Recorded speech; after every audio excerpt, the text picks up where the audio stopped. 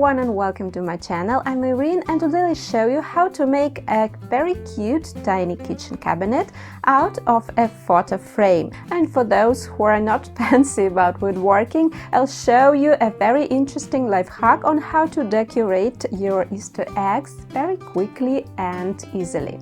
So let's go ahead and get started. For the base of the cabinet, I'll use a wooden photo frame and wooden slats 2 1/4 by 3/16. I'm removing the glass and the backdrop and pulling out glass holders. I will only need the wooden base of the frame. So first I'll be cutting the slats. I'm using a hand miter box to do it more accurately because the slats are thin, a jigsaw would make the edges too chippy.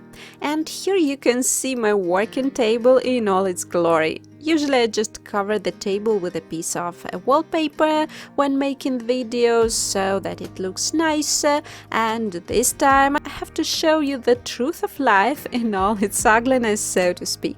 First of all, I'm cutting off the pieces for the bottom, the shelves and the side walls. When calculating all the sizes, I use the frame sizes as a guide as it's going to be the door of the cabinet. And so I'm making the shelves and the bottom 8 1/8 inches long. The height of the side walls is equal to the height of the frame plus the legs. I've added 2 inches for the legs and so I'm making them 12 5/8. So I've cut 4 long parts of 12 5/8 and as many as 12 parts for the bottom and the shelves. I'm gluing all the parts in pairs using wood glue and pressing them until dry. As the width of the slats is 2 1/4, I'll get a cabinet which is 4 1/2 inches deep. I'll make 2 shelves plus the bottom. This is 3 parts, but I'm making as many as 6 parts because I want interchangeable shelves. 2 of them will have holes for eggs and the other 2 will be solid without holes. And I'm also making 1 extra shelf in case I spoil a shelf when drilling holes in there.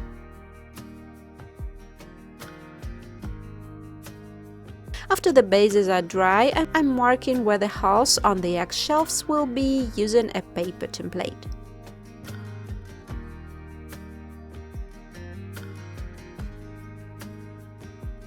I've drilled holes in the shelves with a hole saw mandrel. I've chosen the 1 1/2 inches hole saw to fit egg size. This is an important thing actually. A friend of mine has a similar cabinet and she complained that the holes in her cabinet were too small and only smaller eggs would fit there, so I was especially meticulous in choosing the right size of the hole saw. Since the holes are very close to each other, the distance between them is only about 5/8 and the slat is so thin and may break easily, so I'm drilling very carefully without pressing hard on the impact driver.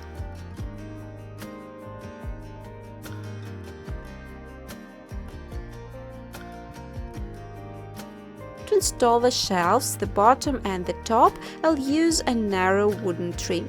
I've cut 8 pieces, each 4 inches long, a bit shorter than the width of the side walls, so these parts will be less visible, and also I've made a couple of 2-inch pieces of the trim for the legs. I'm sanding all the trim pieces lightly to remove any chips on the edges, and I'm also giving a light sand to the side walls. I'm marking where the shelves will be. Here I'm making about 3 1/2 inches distance between the shelves.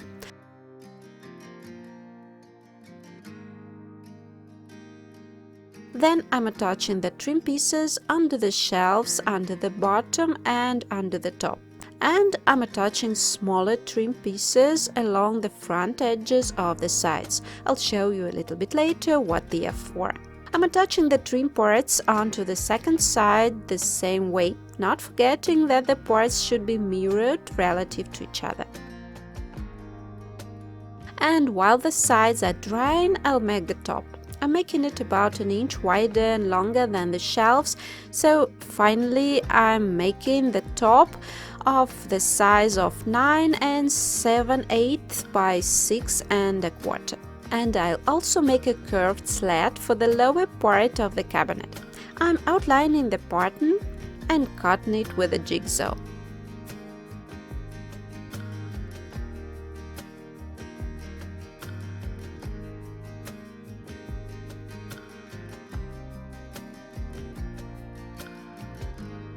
I was terribly worried about this part because the slat was so small.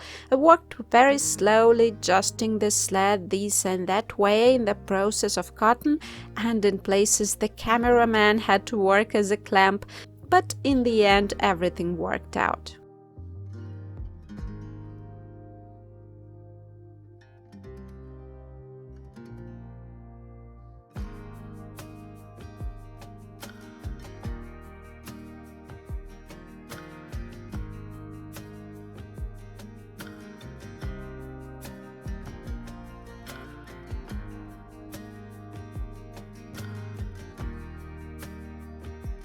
The last part is the backing. I've used a piece of thin plywood for it. This used to be a part of old furniture. It was too flimsy for the main parts but works perfectly fine for the backing. The size of the backing is 8.5 by 12 5/8.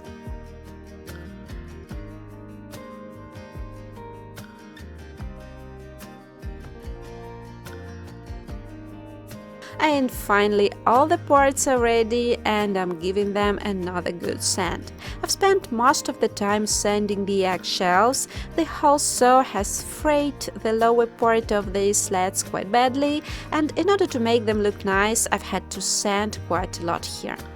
As for the rest of the parts, I've sanded the surface to remove small irregularities, if any, and also I've sanded the edges slightly to remove any chipping and to round the edges a bit.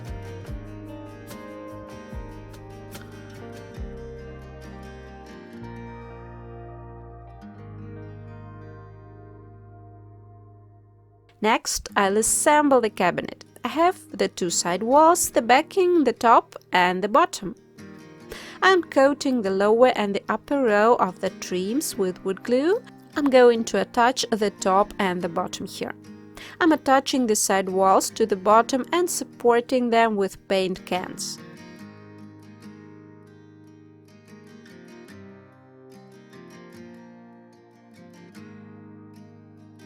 Then I'm attaching the bottom. And to keep the cabinet perfectly rectangular while drying, I'm installing the shelves into it right away. Then I'm attaching the top and also fixing it with a heavy can. Then I'm applying glue to the bottom edge and the small vertical trim pieces and attaching the curved part here.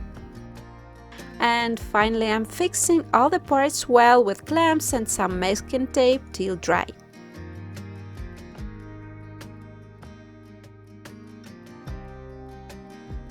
And while the cabinet is drying, I'll do the door.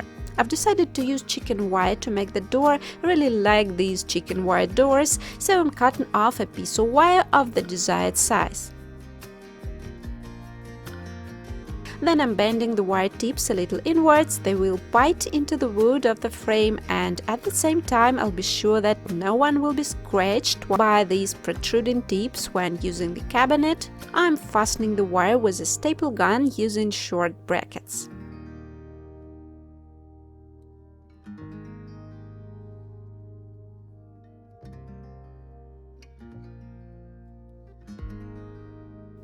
I'm marking where the handle will be. Then I'm drilling a hole and attaching the handle. I'm going to be painting it as well, so I'm attaching it now.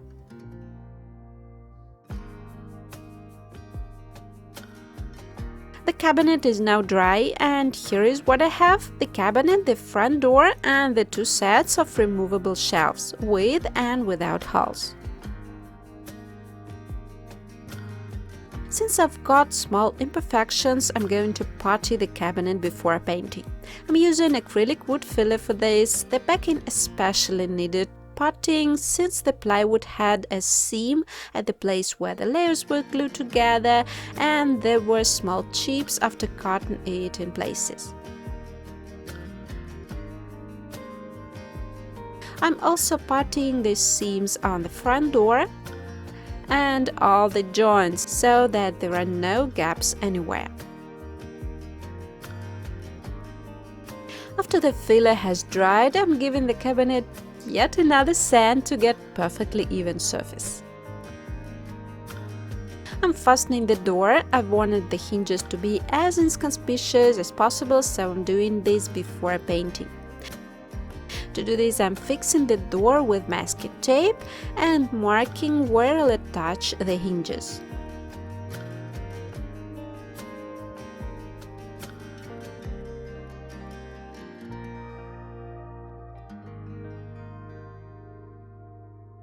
Now the cabinet is fully assembled and ready for painting.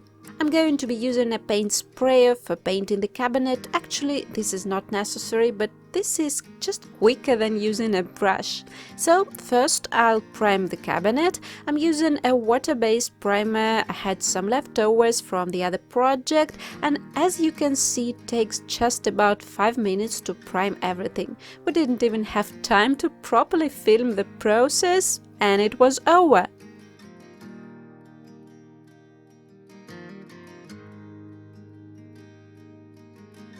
The primer dries very quickly, and within maybe 10 minutes I'll paint the cabinet. I'm pouring the paint through a strainer and thinning it with water. And then in several minutes I have it painted.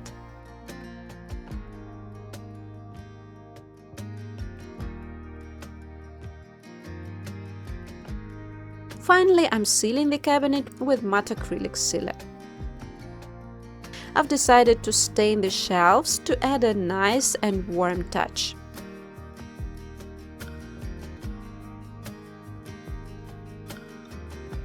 And I also want to show you the life hack for Easter egg decoration.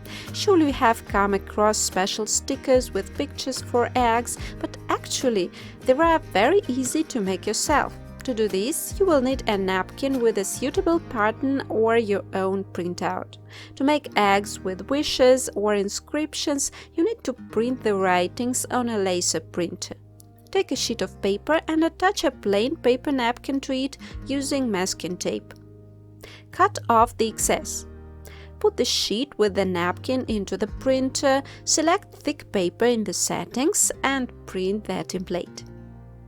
Then peel off the napkin. Now you want to carefully tear out the drawing or writing from the napkin to make an uneven edge.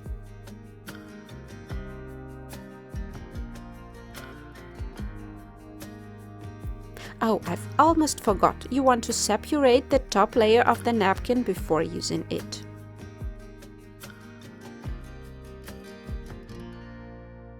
Now I'm taking a raw egg and separating the white from the yolk. I only need the white here.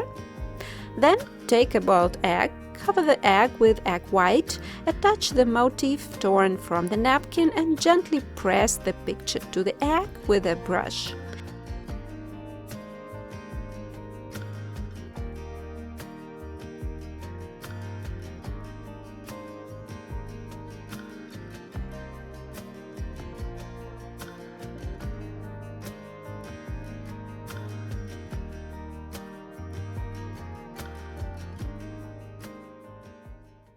It turns out a simple and eco-friendly version of decoupage on eggs.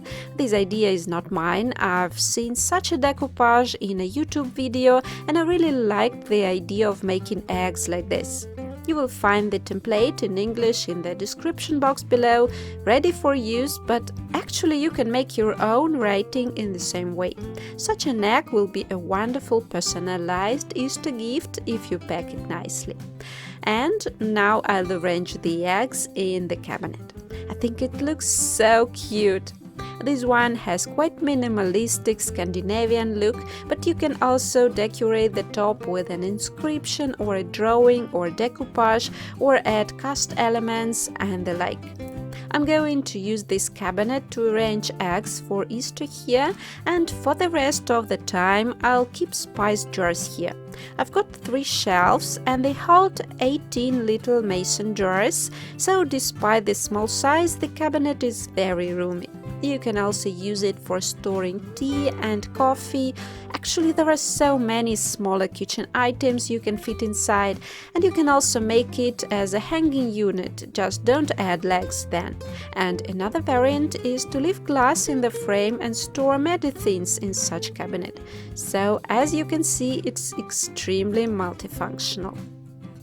So I hope you liked today's project. As I said, this kind of cabinet is really useful for kitchen because you can store any kind of kitchen stuff here, and also it's really great for trying yourself in woodworking because this project is actually quite simple, so anyone can try this. It doesn't require any fancy tools or special woodworking skills, nothing special, so you can just try if you're afraid of making something bigger out of wood.